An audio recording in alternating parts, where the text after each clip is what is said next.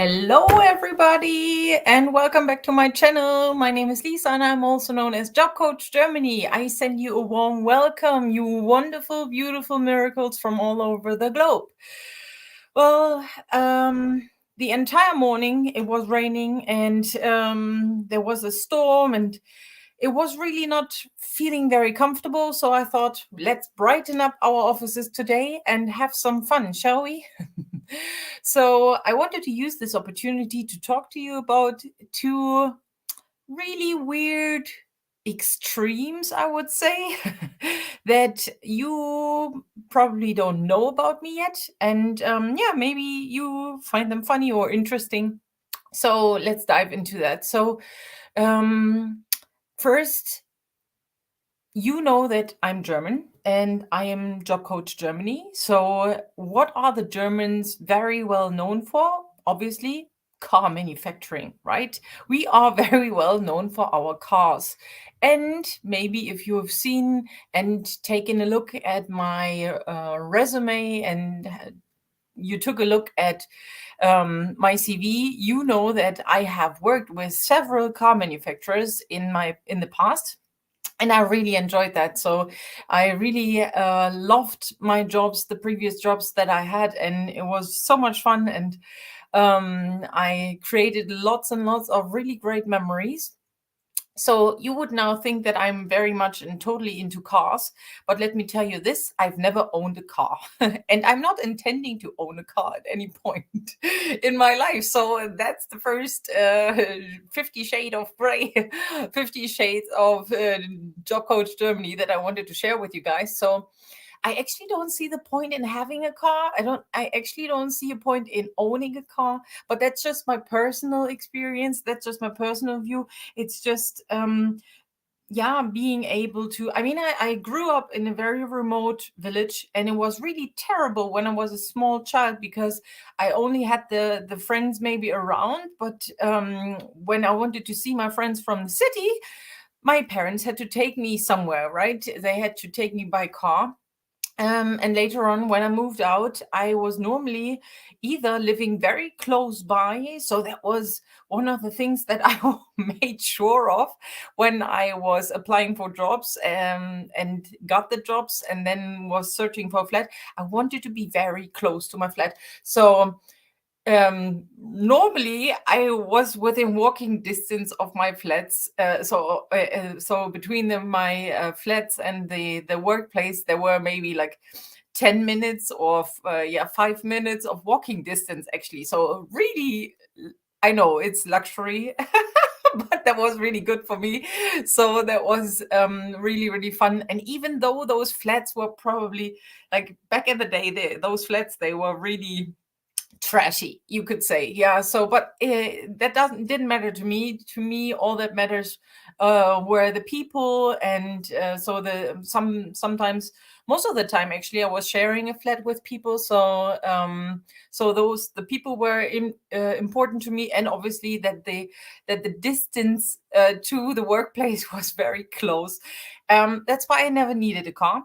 Then I moved to Hamburg. Maybe some of you guys know, and I recommend anybody who's living in Hamburg or who's living in any bigger city in Germany, don't get a car.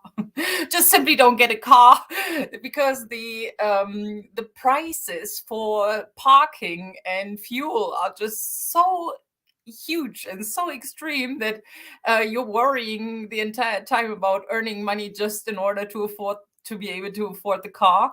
Yeah. And Syrup is here. Hi, Syrup. And you're saying that the sun is finally out in Berlin. Yay! And it looks like the sun is out here in Magdeburg as well, but it's actually not. The clouds are everywhere. It's still very gray. And when I look at the window here, it's just rain everywhere. But thank you very much for the update in Berlin. So hopefully the weather will stay a little bit more like a beautiful spring in the upcoming days. Yeah, but back to the car version. So basically, I really do love working with car manufacturers, and I really am proud of being a German, and that we are in a country of that we are well known for our cars, and that people around the globe love owning our cars, but I myself, I don't. So maybe that's a little extreme that you didn't know about me. But that's okay. And then another extreme that I wanted to share with you, or a shade of Job Coach Germany, is that I really, really like deep talk. So I really hate small talk, but I'm actually very good at small talk. So if I can help it, I really don't want to have small talk. I really like to switch to deep talk and topics that I'm very interested in, and finding out what the other person is interested in, because that maybe helps me to find out, okay, maybe there are other podcasts out there, maybe there are other books out there, or courses that I can participate in, and so on, or workshops that people have participated in and that they really recommend. So I don't really like talking or doing the small talk. However, I'm very good at it. And I'm so good at it that when I go to different events, and Jonas is here, hi. When I go to different events, like networking events, I hate networking events. I really do hate networking events. And I hate them because I don't like small talk. So this is really difficult for me being Job Coach Germany, because obviously my life is also involved in the entire networking scene. So whenever you go to a job fair or just international fairs, and I remember like I think the first career fairs that I actually participated as a participant, as an applicant, was during my studies, obviously, or maybe even in school time. But I don't like them. I really don't like them, because it's all about small talk and selling yourself and all of these things. So this is really not my thing, but it's really, I'm still very good at it, which is why people open up very easily to me. So people feel very comfortable around me. Leo is here as well. Hi, thanks for joining me. So it's very easy for them to open up, but that's obviously because I'm a very trustworthy person, and it's a very great perk of my job, that I obviously am very closed off if people tell me their secrets. Most of the people that I engage with have the feeling that they can talk to me and tell me everything, and I don't share those things. Yeah. And that's why, and it's my huge skill of empathy that probably is out there, and that people are feeling, and which is why they're opening up easily. And that then makes it easier for me to engage during those networking events, because I gain their trust, and then people are opening up more, and then we can dive deeper from the small talk to the deep talk, right? And Karim is here. And then there's a question, but I will also answer the question at the end, Leo. Okay. Okay, but thank you very much. Okay, no, I will answer it right away. So the question is it imp? I don't know what you mean by imp. To make different cover letters for different job openings. Well, maybe, is it intended? Is it implied? Is it necessary? Yes, definitely. You have to write different cover letters for every different job ad. Yeah. Do you want to use this cover letter to ensure and show them that you have really thought about how you match with the company? Yeah, so that's it. And if you are applying with the same company but have different positions, still adjust the phrasing of your cover letter in a way that it makes sense that you are talking about different positions that you're applying for. Yeah. So for me, let's give you an example from my side. If I were applying for a job, I would probably go for something like an HR business partner. Now, some companies have several jobs of HR business partners. You need to be very precise and take a look at the different requirements and find out what the differences are. Sometimes it's just one little bullet point that they have, that is different, right? And you want to make sure that you point out that one. Okay, so yes, Leo, you need to write different cover letters for each different job opening. I hope that helped. So basically, I wanted to talk about the shades of Job Coach Germany, and that's what I shared with you guys. So that I hate small talk. I really love deep talk. People open up very easily to me, and I like that. I really enjoy that because then I can do the deep talk at some point. And I'm living in a car manufacturing country, and I don't own a car. I have never owned a car, and I don't want to own a car, just simply because I want to save myself the hassle of finding a parking spot, paying for this massively overpriced parking spot. And I just simply can use like the tram or anything else just to get around, or in smaller cities I can even walk. So, and this has obviously something to do with my job. Well, the networking events are very important for me as Job Coach Germany. Maybe you have heard that I'm working with Tech Jobs Fair normally, and this is like a careers fair. Then also there are in-person career fairs happening again. So this is kind of where I am as well. But being a job coach, I have a special, I have a special position, a special role, kind of, because I don't have to do all of the small talk, because people come to me and ask me questions, right? And they ask questions where they really want to have precise answers. It's not about just small talk. So this is really cool. And then obviously the car manufacturers, I really like them because I used to work with them. Yeah. And they were really great employers. I loved working with different car manufacturers, and they got me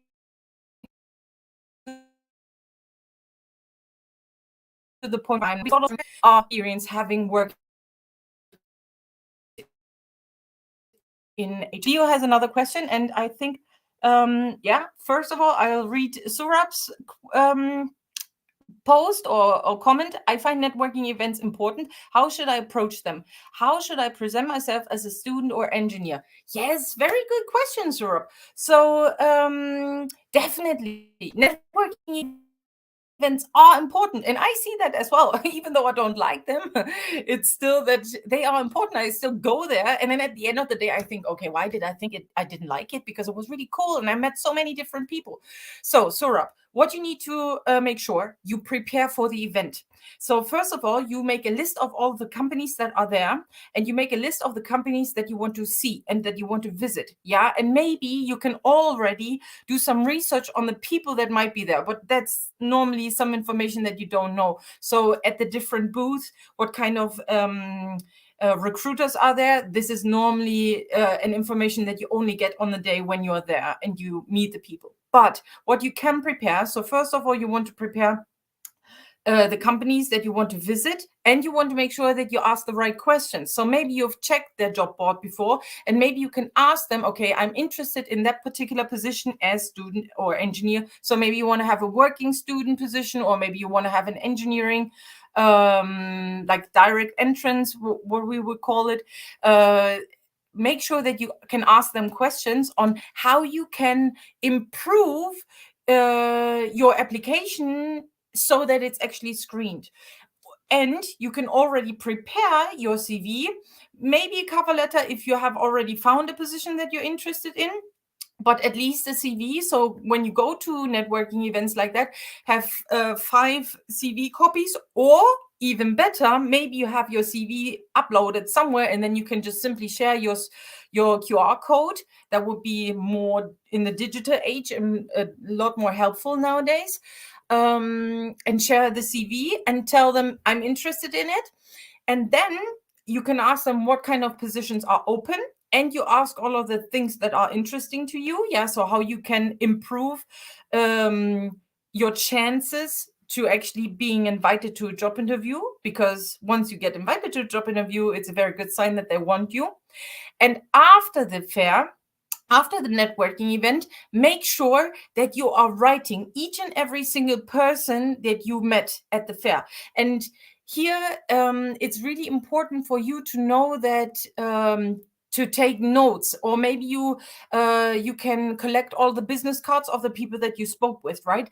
And do follow up with them 1 or 2 days after the event, either on the day of the event or 1 or 2 days after the event, and refer that you met them during the event. Maybe you can refer to what you spoke about. And here, a little side tip: you can use the business card, and maybe you have like, so kind of like the business card, yeah, so you have like some text here, and then you use the business card, and then on the back of the business card you can write the topics that you talked with that person about right after you've spoken with them at their booth. Okay, so and then you, in your email, you refer to them and say, yeah, we spoke about that, now just wanted to double check what kind of options are there, or how I can improve, whatever you want to know. Okay, so so good luck with that. A lot of career fairs are opening up soon. So yesterday there was one in my city here in Magdeburg. Festung Mark had a careers fair, a careers event. So maybe that was something, and check for your city. Yeah. Or if you're not in Germany yet, check online, because there are lots and lots of job fairs, and especially engineering, the tech jobs fair should be the event where you can go for sure. Now, Leo has another question. One more question. My visa got expired, but I have applied for it. In this case, am I still be able to apply for job openings? Yes, you are always open to apply, and you're always able to apply for job openings. It doesn't really matter what your visa status is. It's just a matter of being here and staying here. That's what the visa is related to. But applying for a job is always possible, wherever you are, whether you are in Australia, whether you're in Canada, whether you're in Germany, whether you're in Denmark, Iceland, wherever, at what time, wherever, you can always apply. Yeah, the visa has nothing to do with that. But what is important is, once you work here, obviously, and you're outside or from outside of the EU, and you need a visa, a work permit to work here, then obviously you need to take care of that. But applying for job openings, still go for it. So I hope you liked that. Thank you very much for your interaction. I didn't even expect that today, but that made it even more fun. Thank you very much, guys, for brightening up my office as well. I greatly appreciate that, and wish you a wonderful Thursday. Speak to you soon. Bye-bye.